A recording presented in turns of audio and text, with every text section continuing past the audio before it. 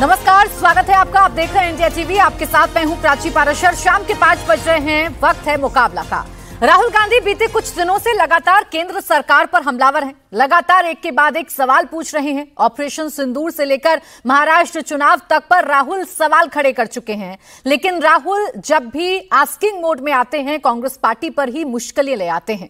राहुल गांधी की इसी अप्रोच को लेकर आज जब इंडिया टीवी ने बीजेपी अध्यक्ष जेपी नड्डा से सवाल पूछा तो नड्डा ने राहुल गांधी के लिए सद्बुद्धि की मांग कर दी। जेपी नड्डा ने कहा कि राहुल गांधी का रवैया गैर जिम्मेदाराना है। राहुल का क्या उद्देश्य है, समझना बड़ा मुश्किल काम है। नड्डा ने कहा कि राहुल गांधी सर्वदलीय बैठक में कहते हैं कि सरकार के साथ हैं और बाहर बेबुनियाद सवाल खड़े करते हैं। जेपी नड्डा के इस बयान पर कांग्रेस की तरफ से रिएक्शन भी आया। कांग्रेस ने कहा कि राहुल सरकार से सवाल करते हैं तो बीजेपी से सेना से जोड़ देती है। राहुल चुनाव आयोग से सवाल करते हैं तो इलेक्शन कमीशन की बजाय बीजेपी के नेता जवाब देने लग जाते हैं। कांग्रेस की अपनी दलील है, लेकिन इस बात से इनकार नहीं किया जा सकता कि राहुल गांधी ने बीते कुछ समय में जो बयान दिए उसकी लाइन लेंथ पाकिस्तान को ज्यादा सूट करती हुई दिखाई दी। राहुल ने जो मुद्दे उठाए हैं उससे खुद कांग्रेस पार्टी को ही कवर अप करना मुश्किल साबित हो रहा है।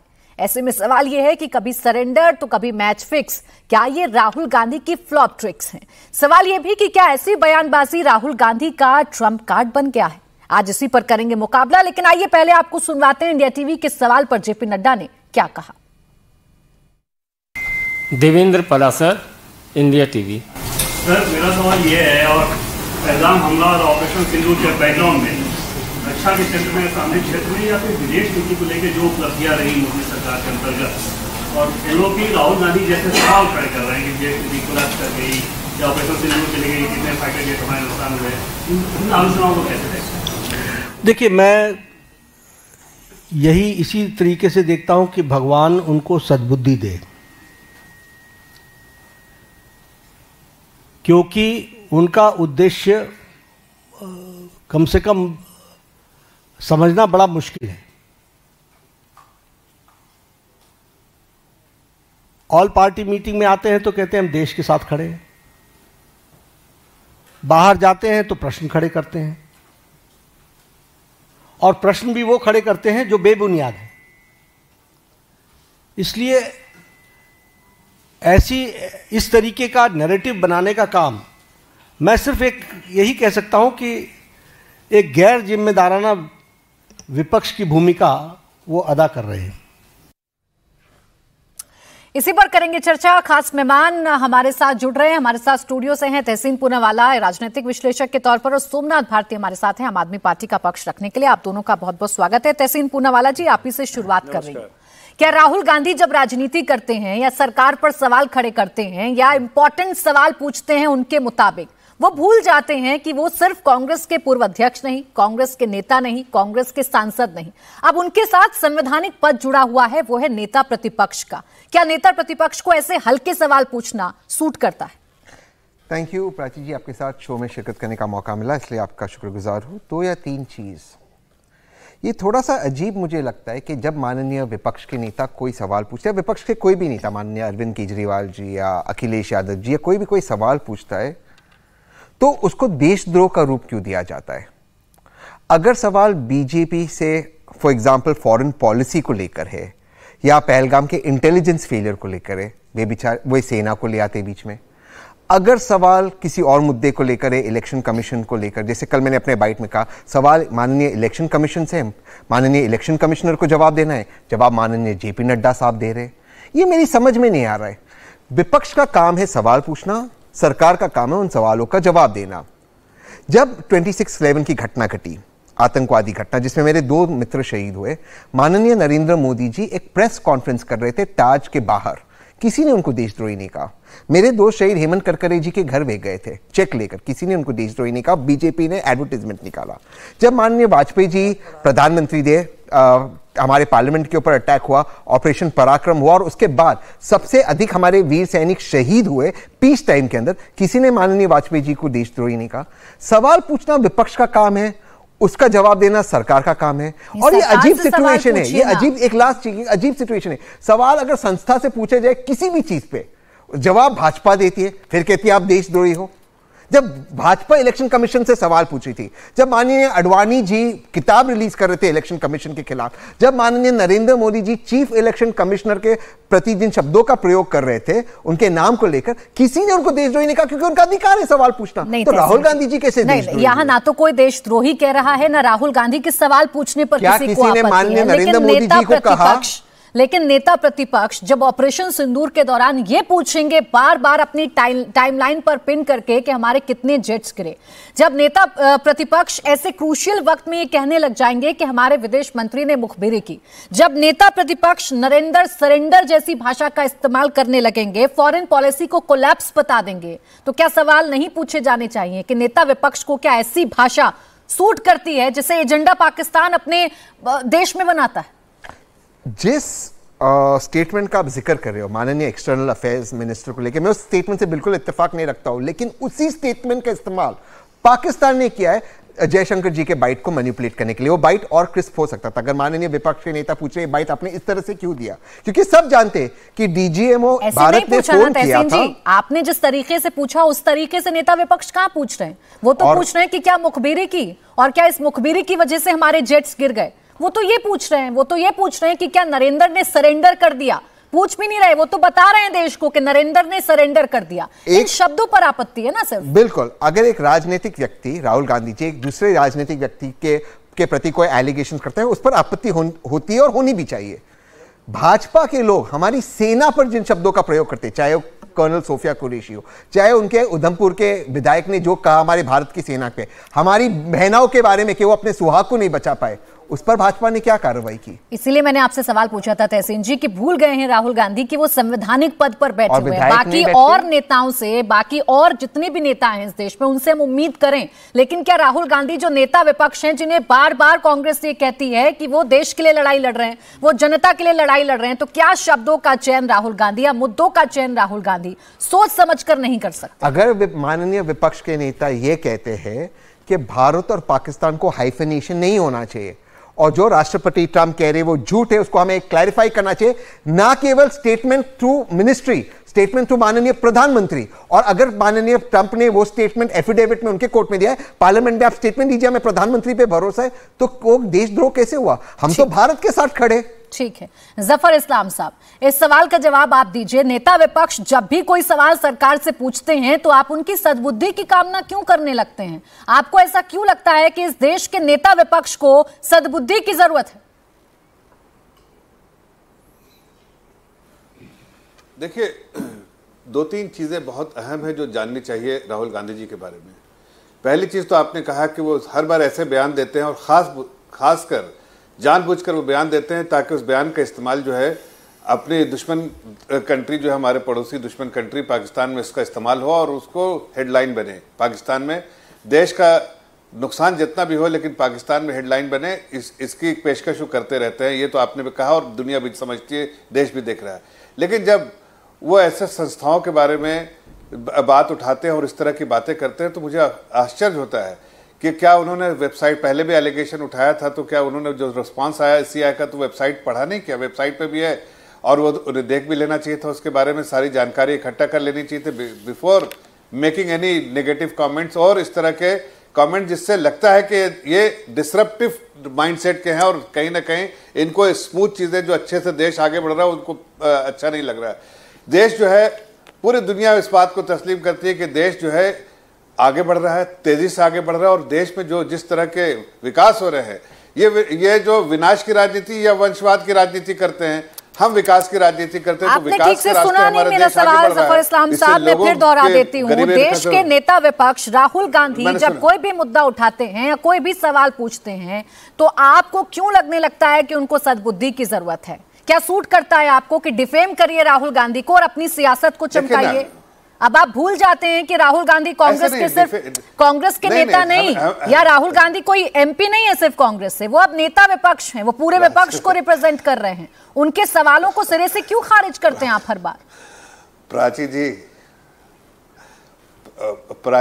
हमें राजनीति चमकाने के लिए राहुल गांधी नहीं चाहिए।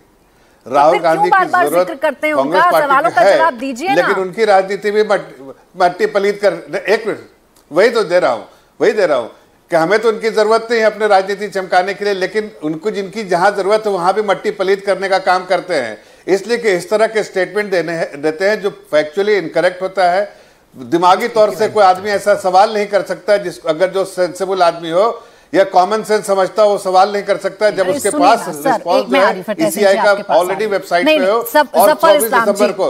लेकिन एक बात और नहीं जफर इस्लाम जी, खूबी बड़ी बखूबी आती है आपको कि नेता विपक्ष अगर प्रधानमंत्री के बारे में कुछ भी कहें तो आप ढिंडोरा पीटते हैं पूरे देश भर में कि संवैधानिक पद का अपमान कर दिया। देखिए संवैधानिक पद का अपमान कर दिया और आप नेता विपक्ष के पद पर बैठे हुए व्यक्ति के लिए कह रहे हैं कि उनको सद्बुद्धि मिलनी चाहिए।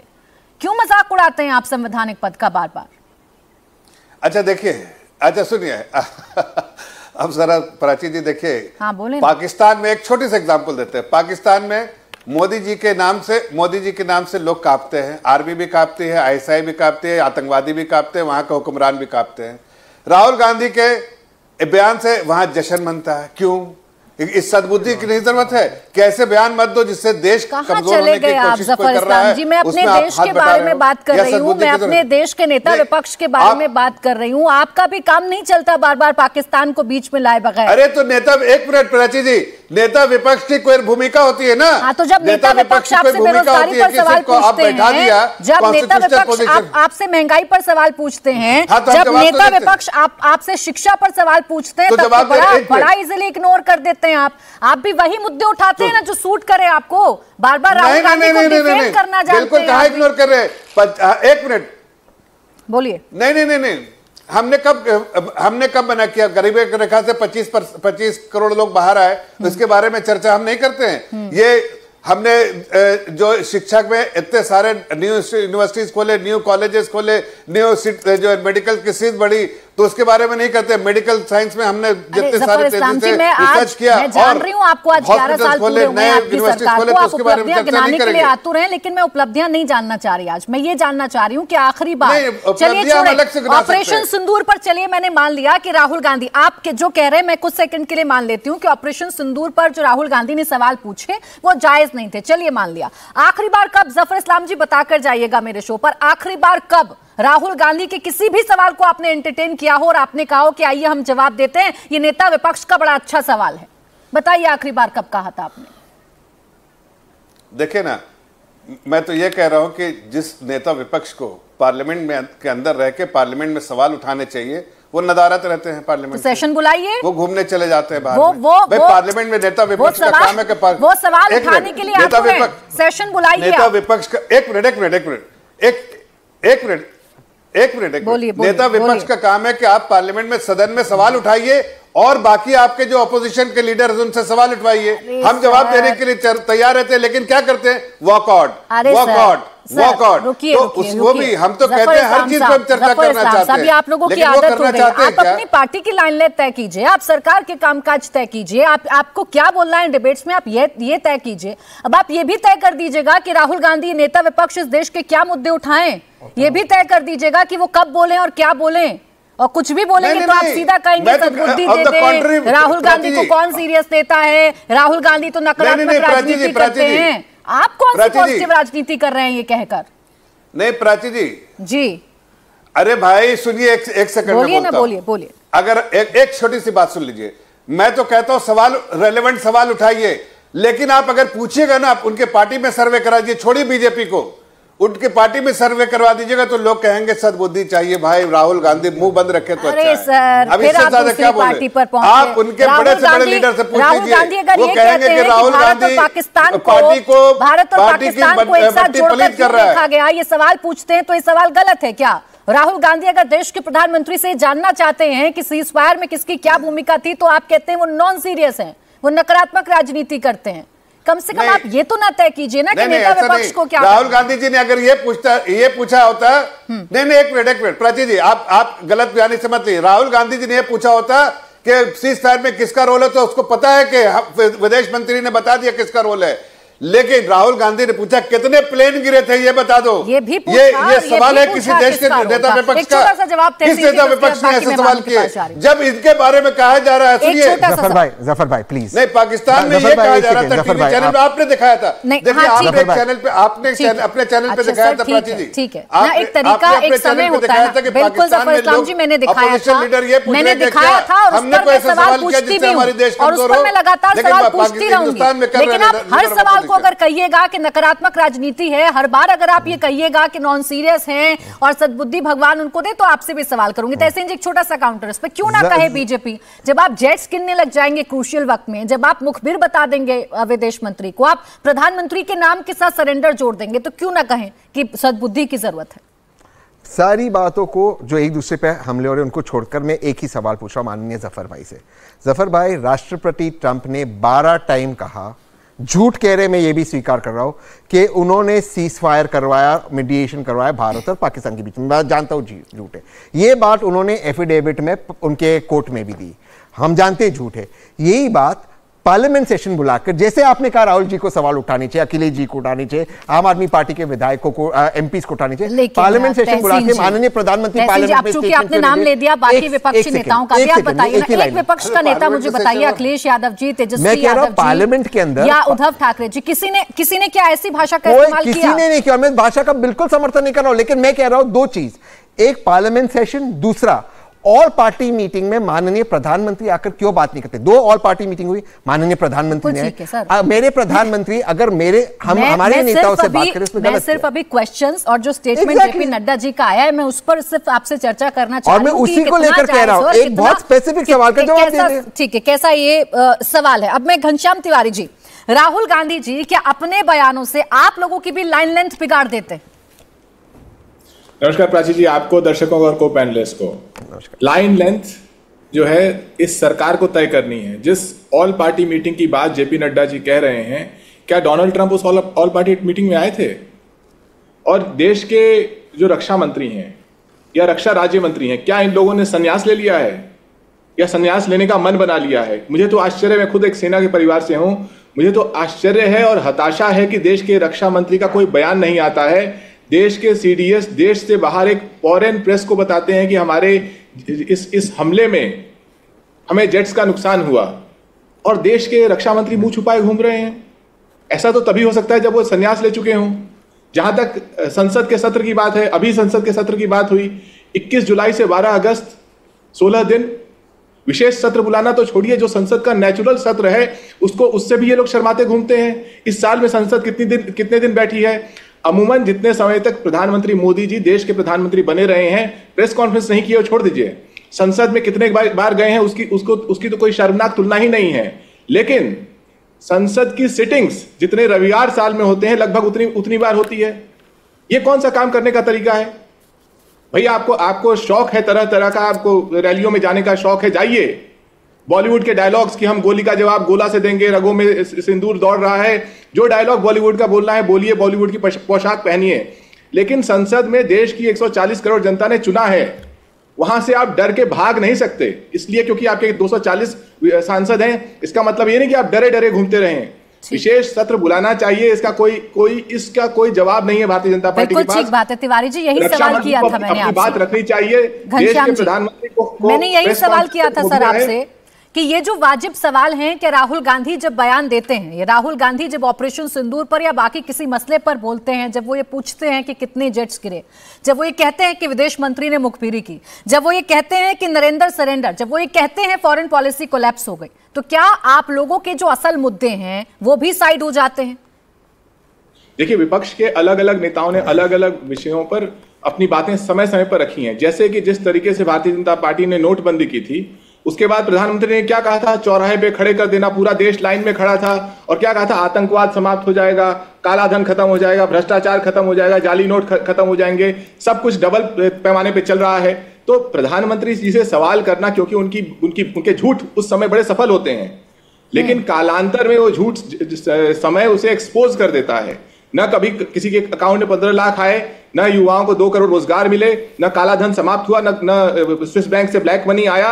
जितने भी उन्हें शानदार झूठ बोले हैं जिसकी बुनियाद पे बहुत सारे वोट मिले होंगे, न किसी के अच्छे दिन आए सिवाय उनके, वो कालांतर में वो झूठों का पर्दाफाश होता है। घनश्याम जी, अब देखिए ना, यहीं पर समझ में आ रहा है, आप सब बात कह रहे हैं, आप सरकार पर सवाल उठा रहे हैं, लेकिन राहुल गांधी जी पर भी तो बोलिए ना।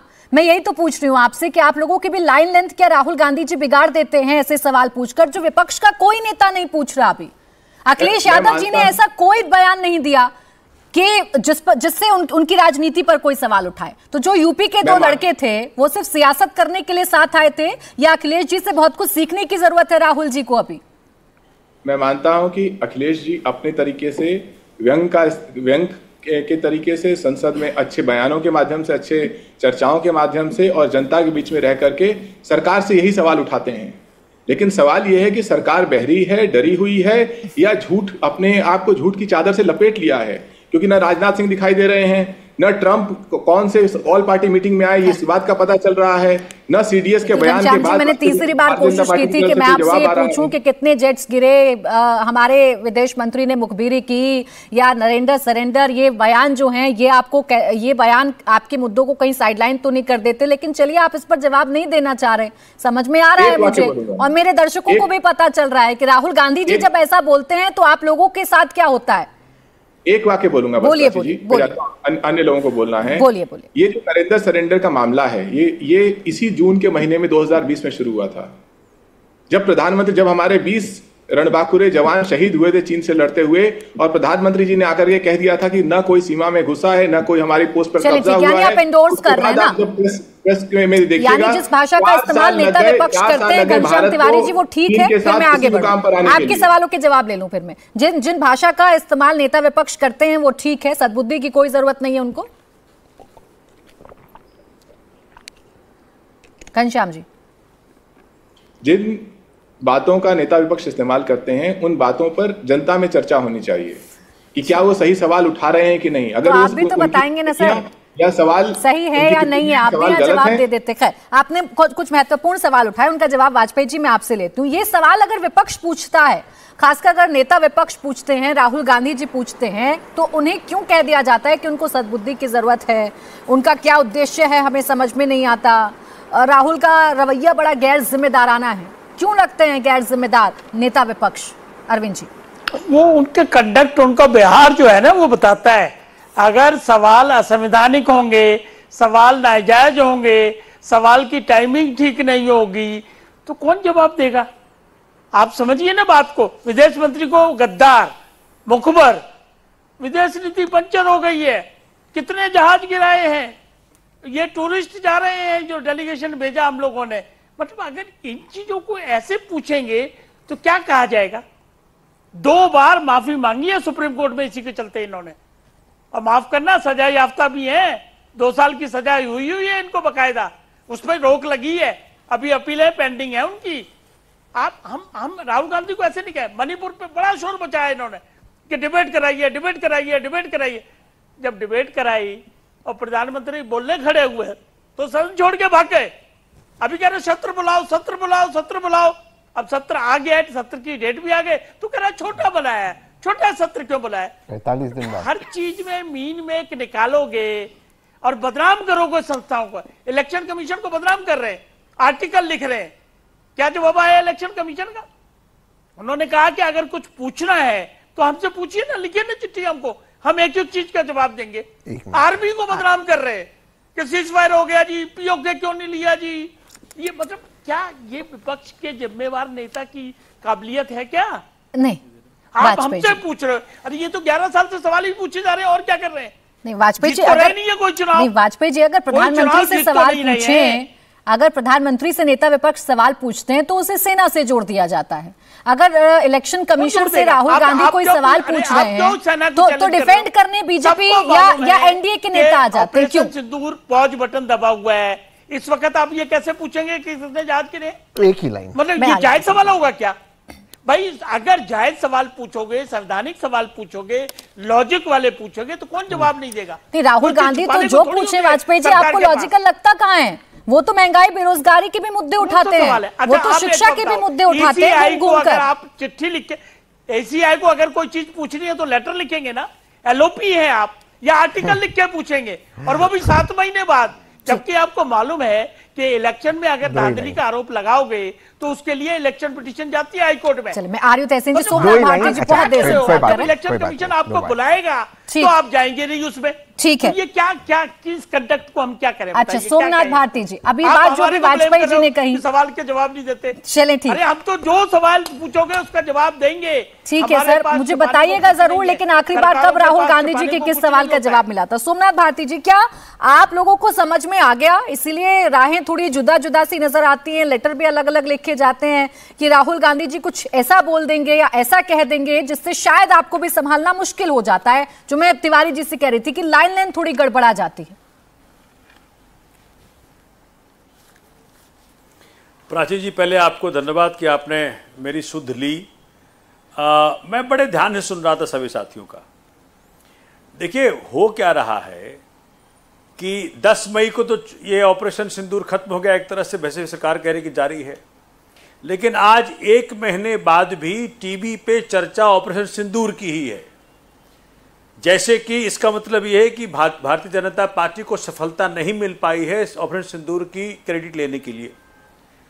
आपने जो सवाल शुरू की कि राहुल गांधी जी जो सवाल पूछ रहे हैं उसका जवाब क्यों नहीं मिलता, उनका एक सवाल जिससे मैं बहुत आहत हूं, वो सवाल यह है कि जब देश युद्ध के दौरान था उस वक्त ये पूछना कि जी कितने जेट गिराए गए आईएएफ के, उससे मुझे बहुत गहरी तकलीफ है, क्योंकि इस सवाल को उस वक्त पूछना, ओपनली पूछना, यह तो पाकिस्तान को साथ देता है, इससे देश का नुकसान होता है, इससे सेना का मनोबल गिरता है।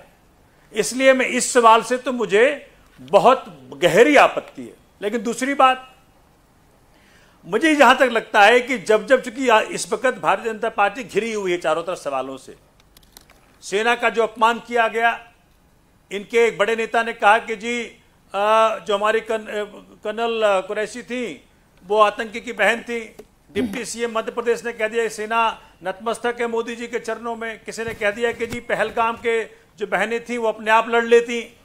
तो जिस प्रकार के सवाल पूछे गए इनके तरफ से और जो सीज फायर किया गया ट्रंप साहब के तरफ से, इन सारे गहरे सवालों का जवाब भाजपा के पास नहीं है। तो rather than asking these questions, pertinent questions, आप पूछिए कि पुलवामा में जो आतंकी घटना घटी थी उससे क्या सीख लिया भारतीय जनता पार्टी ने कि पहलगाम हो गया? अगर पुलवामा में कुछ सीख लिए होते तो पहलगाम के अंदर मेरी बहनें विधवा नहीं होती, आज तक आतंकी नहीं पकड़े गए। तो जो मूल क्वेश्चंस हैं प्राची जी, उससे भटक जाता है ध्यान देश का जब राहुल जी को यह सवाल कर देते हैं जो कि थोड़ा मजाकिया अंदाज में होता है।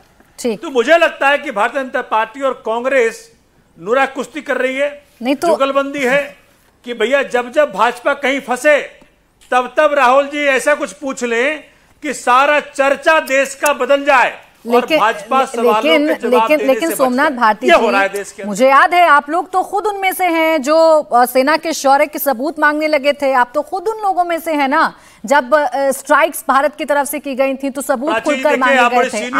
आज आप आहत होने की बात कर रहे हैं राहुल गांधी जी के बयान से। थोड़ा उस अंदाज में लें कि हम बड़े एक फ्रूटफुल तरीके से आगे बढ़े। बिल्कुल सर, मैं तो तभी कह रही हूं ना कि ये बड़ा बदलाव है। वो वक्त जब आप सबूत मांगा करते थे, आज राहुल गांधी जी के बयान से आप आहत हो रहे हैं, तो ये बड़ा बदलाव है ना सोमनाथ भारती जी? नहीं देखिए,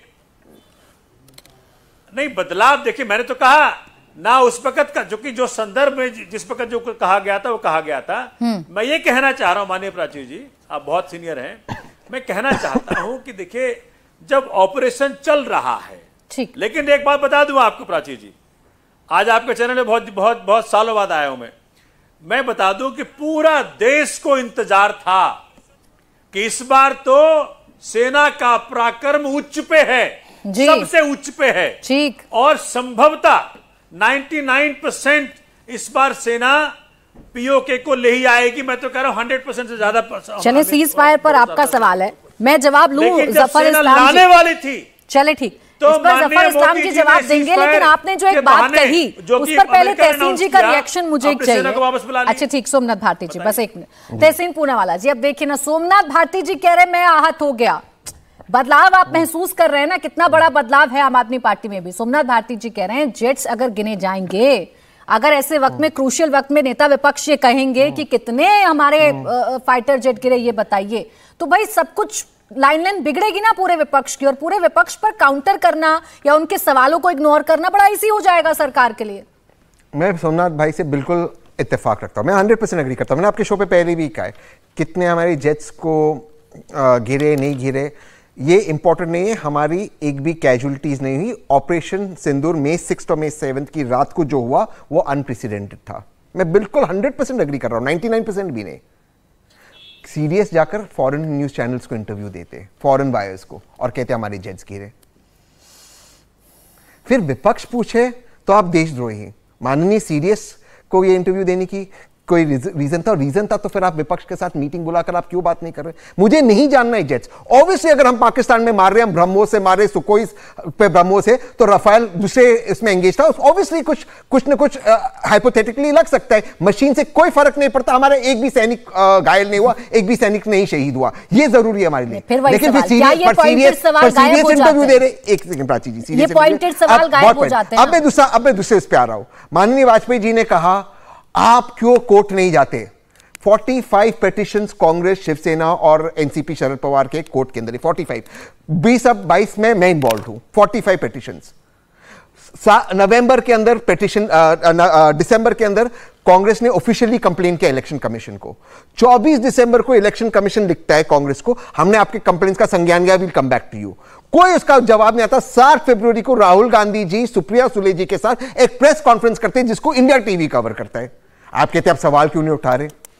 मैं ये पूछ रहा सवाल इलेक्शन कमीशन से वाजपेयी जी और जफर भाई क्यों डिफेंड कर रहे हैं? जवाब सवाल है सर, रुकिए ना, मेरा आज जो सवाल है ना, मैं इसीलिए बार बार अलग करके आप लोगों को बताती हूँ। मेरा आज का जो सवाल है वो यही है कि देश में इतने सारे मुद्दे होते हैं, इतने महत्वपूर्ण मुद्दे होते हैं, जो बात तहसीन जी आप कह रहे हैं, तिवारी जी कह रहे हैं, सोमनाथ भारती जी कह रहे हैं, क्या ये सारी बातें एक बयान जो नेता विपक्ष दे देते हैं या एक बात जो नेता विपक्ष राहुल गांधी कह देते हैं उससे वो सारे बयान साइड हो जाते हैं, आप लोगों के सारे मुद्दे साइड हो जाते हैं, एक मौका मिल जाता है सरकार को?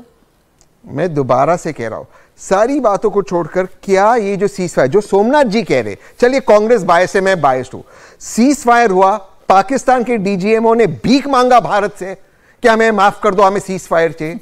राष्ट्रपति ट्रंप ने अनाउंस करने के बाद 12 टाइम ये बात कही कि मैंने ट्रेड डील किया है। पाकिस्तान कह रहा है हम क्रिप्टो का डील कर रहे हैं। ऑपरेशन सिंदूर पर मैंने बहुत सारी चर्चाएं की और मैं रोज लगभग उस पर डिबेट करती हूँ, रोज आपके सवालों के जवाब दिलवाने की भी कोशिश करती हूँ, रोज सरकार की बात भी जानने की कोशिश करती हूँ। लेकिन आज मेरा सवाल यह है कि इस देश के मुद्दे क्या ठीक से उठा नहीं पाते राहुल गांधी, या नब्ज नहीं पकड़ पाते, या उनको समझ नहीं आता कि कौन से वक्त पर क्या कहना है, और इसलिए सोमनाथ भारती जी जैसा भी कह रहे हैं कि भाई हमारे मुद्दे कहीं ना कहीं दब जाते हैं, ऐसा है? मुझे लगता सोमनाथ जी ने ये बात कहा कि हमारी मुद्दे दबते, ये बात है कि सरकार सवालों का जवाब नहीं देना चाहती।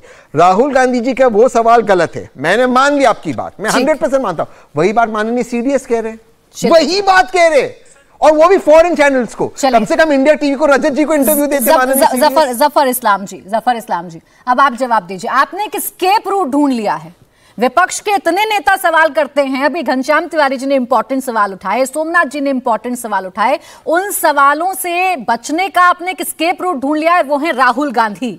उनका बयान आप पकड़िएगा, उनकी लाइन को आप कोट कीजिएगा और सारे मुद्दे खत्म, ऐसा है क्या?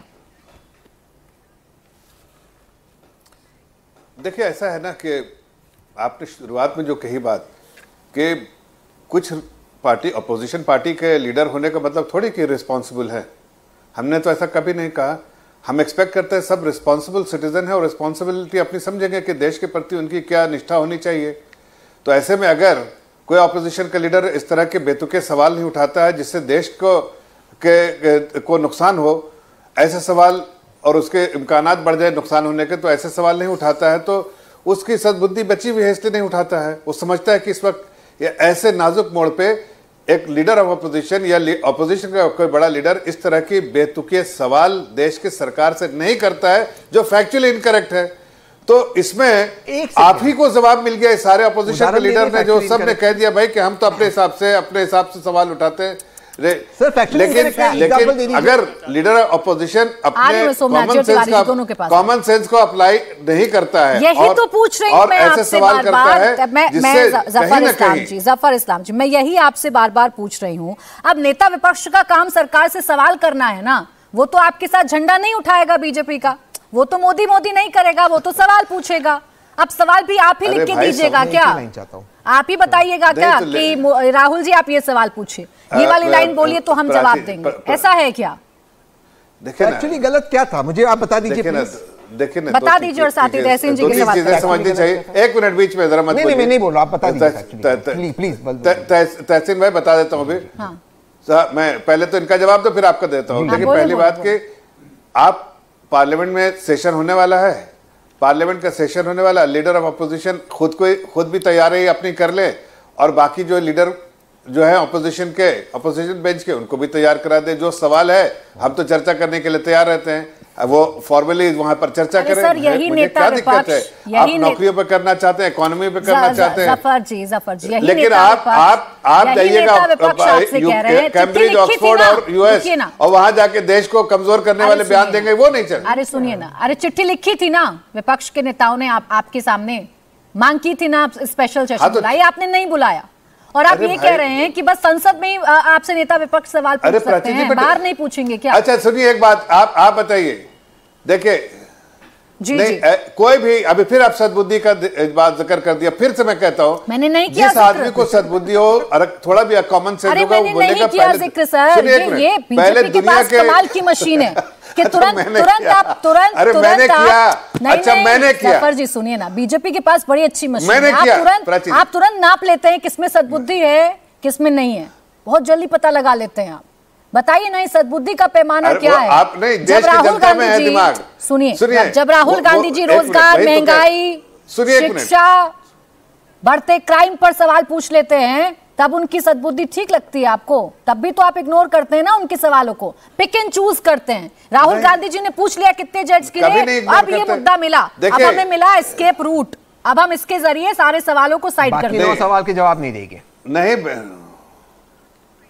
अरे नहीं प्राची जी देखिए, जो अहम बात समझने वाली है कि पार्लियामेंट में वो सारे जितने डिफिकल्ट क्वेश्चन है करे, कोई दिक्कत नहीं। हम तो चाहते हैं कि भाई हम सरकार कटघरे में होती है, कटघरे में लीडर का काम है अपोजिशन का रखना, लेकिन देश को कुर्बान करने का आपको अधिकार नहीं है। बिकॉज़ ऑफ लीडर ऑपोजिशन ऐसे नाजुक मोड़ पे अगर आप जानते हैं तो आपको नेता विपक्ष के सवालों का जवाब देना था। नेता विपक्ष के सवाल अगर इतने ही गैर जिम्मेदाराना लगते हैं आपको, तो आपको कोशिश करनी चाहिए थी कि आप रोकें। अगर आपको फिक्र है कि पाकिस्तान में एजेंडा ना बने, तो आपको कोशिश करनी चाहिए थी कि आप रोकें।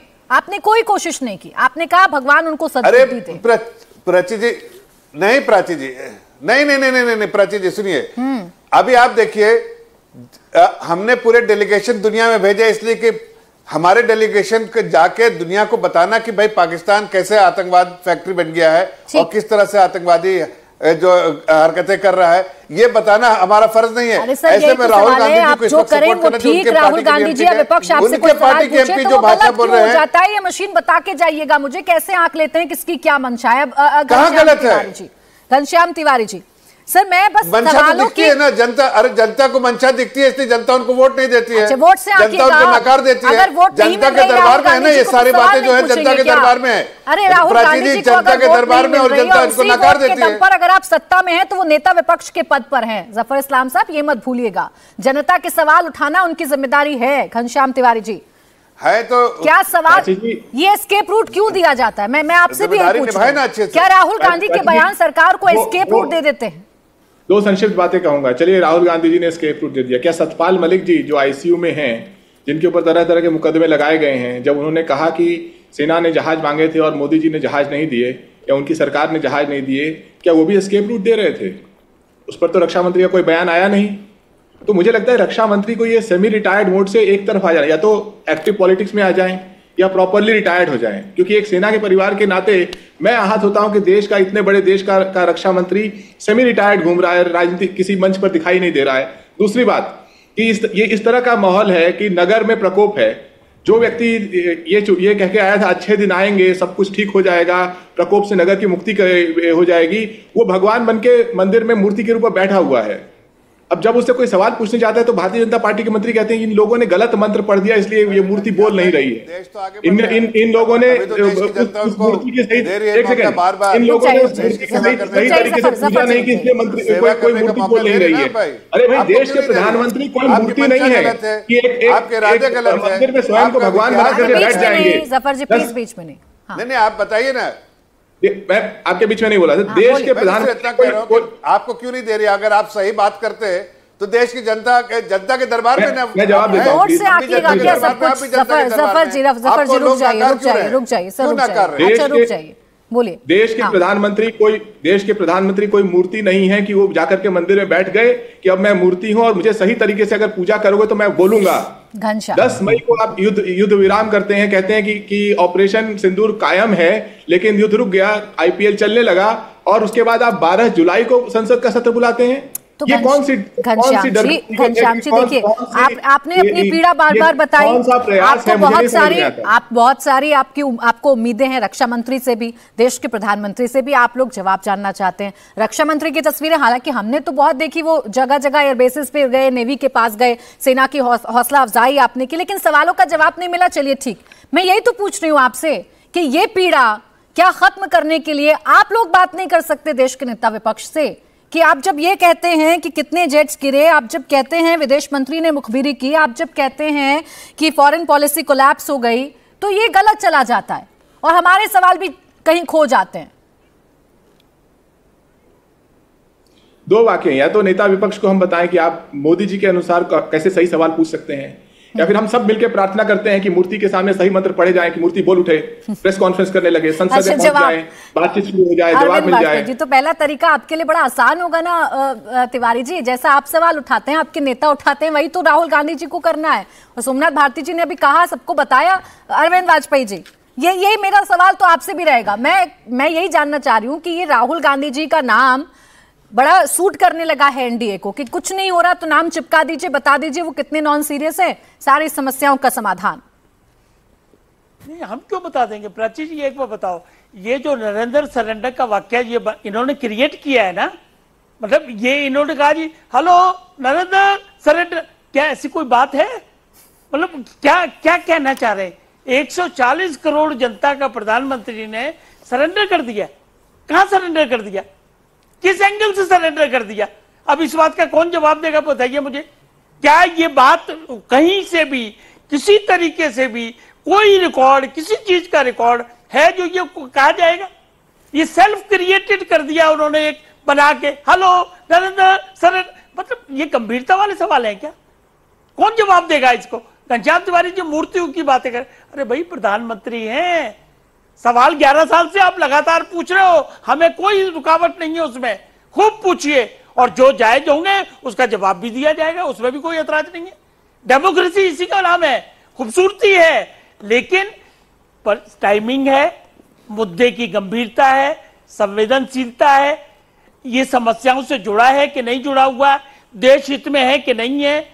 आप संस्थाओं को बदनाम करेंगे और सवाल पूछे तो कौन जवाब देगा? नहीं तो वाजपेयी जी, क्या एक भी सवाल आज तक राहुल गांधी जी ने ठीक नहीं पूछा? क्योंकि मैंने तो नहीं देखा आप लोगों ने कहा कि अच्छा सवाल है, हम जवाब बिल्कुल नहीं कह रहे, हम ये नहीं कह रहे, लेकिन हम ये कह रहे हैं कि 99% सवाल उनके, माफ करना, बेवकूफी भरे होते हैं। तो सर मैं कितनी एग्जाम्पल दे सकता हूँ?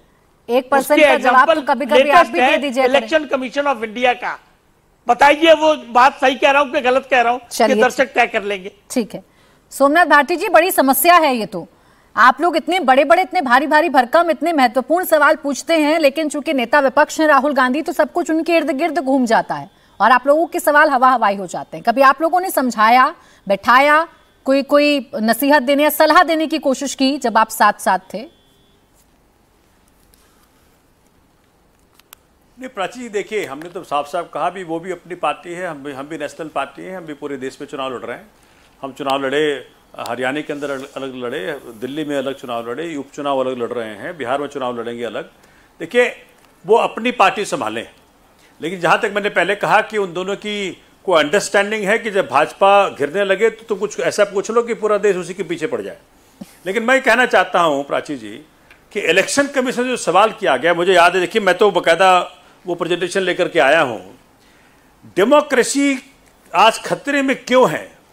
क्योंकि हुआ क्या है कि जो स्टार्टिंग पॉइंट है, जो सिलेक्शन कमिटी है, जिसमें 3 लोग थे, पहले जहां चीफ जस्टिस ऑफ इंडिया थे, माननीय प्राइम मिनिस्टर थे, एलओपी थे, ये 3 डिफरेंट लोग थे।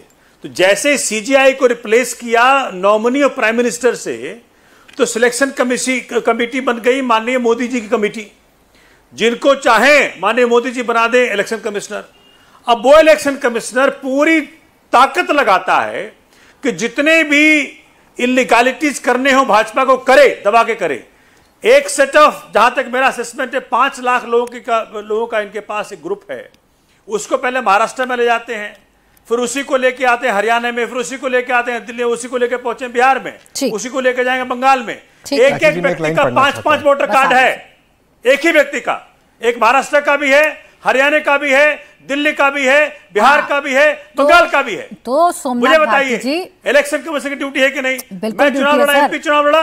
अरे इलेक्शन कमीशन पर दिल्ली में लोकसभा के अंदर एमपी चुनाव में सोमनाथ भारती जीतता है इस पूरे 2000 वोट से। सर सुनिए, लेकिन इस पूरे डिबेट में आप लोग क्या मुद्दे उठाएंगे? आप लोगों के क्या सवाल हैं? ये चर्चा कर, मैं चर्चा कर ही नहीं रही थी। इलेक्शन कमीशन पर सवाल पूछना है, आप पूछिए सोमनाथ भारती जी। लेकिन ये आप क्लियर कर रहे हैं जाते जाते। एक सेकेंड सोमनाथ भारती जी, कि क्या सर सुनिए ना, आपने कहा, आपके चैनल से कह रहा हूं सर, बिल्कुल ठीक है, आप इलेक्शन कमीशन पर सवाल उठाइए, मैं समझ रही हूँ, दिल्ली का चुनाव अभी बीता है। लेकिन यही तो राहुल गांधी जी भी कह रहे थे। सुनिए सोमनाथ भारती जी, आपने कह दिया ना कि राहुल गांधी जी को राहुल गांधी जी ऐसा करते हैं जिससे एस्केप मिल जाता है, ये तो आप मान रहे हैं ना कम से कम।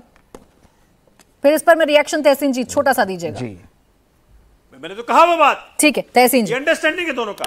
अंडरस्टैंडिंग बता दिया उन्होंने, तो खैर वो तो बताते हैं कि कभी-कभी देखिए वो उनका पॉलिटिक्स है। बीजेपी के प्रवक्ता जफर भाई मुझे एक स्टेटमेंट नहीं बता पाए जो फैक्चुअली गलत है। मैं शब्दों पे एग्री नहीं करता हूं प्राची जी, और मैं मानता हूं कि डीजीएम और पाकिस्तान ने भीख मांगा। लेकिन 12 मई 2025 में इंडिया टीवी को ही पढ़ रहा हूं, राष्ट्रपति ट्रंप कहते हैं, उनको वर्बैटम कोट कर रहा हूं, अंग्रेजी में हिंदी में अनुवाद करता हूं, आई सेड, मैंने बोला, कम ऑन आप लोग, वी आर गोइंग टू, मैं आपके साथ ट्रेड करने वाला हूं, इसे बंद कीजिए भारत को। ये राष्ट्रपति ट्रंप, उनके एफिडेविट के अंदर, कोर्ट के अंदर राष्ट्रपति ट्रंप कहते, मैंने ट्रेड का प्रयोग किया भारत के साथ ताकि ये कॉन्फ्लिक्ट बंद हो, मैंने ट्रेड का प्रयोग किया पाकिस्तान के साथ। मैं मानता हूं ट्रंप झूठ कह रहे, वो कोर्ट में भी झूठ कह रहे, यही बात मैं प्रधानमंत्री से चाहता हूं। आप कह रहे हो कि राहुल गांधी जी झूठ कह रहे, झूठ का है ये तो मैं कोर्ट स्टेटमेंट कह रहा हूं। तो दे दिया ना एस्केप रूट, उनको मौका मिल गया। एस्केप रूट मतलब हम ये भी ना पूछे कि राष्ट्रपति ट्रंप गलत बोले, मेरे प्रधानमंत्री उसको कंडक्ट करें। इसमें आपको नहीं लगता सेना का अपमान हो रहा है? घनश्याम तिवारी जी जब पूछते हैं तो मैं खुद उन सवालों को सत्ता के पास लेकर जाती हूं। जो मेरी वीर सेना ने इनको धूल चकाया, लेकिन राहुल गांधी जी जब आगे से सवाल पूछते हैं तो मिलता है ना मौका जफर जी को ये कह देने का कि गैर जिम्मेदार हैं। एक सवाल का जवाब नहीं देना इनको, तो ऐसे ही सवाल देते हैं। रांची जी 10 सवाल है, एक का जवाब नहीं देना है। रांची जी 10 सवाल है, एक का ना दे, 2 का ना दे, बाकी 8 के तो दे। मेरे पास इतना ही समय था। बहुत बहुत शुक्रिया आपका हमारे साथ आज की इस चर्चा में जुड़ने के लिए।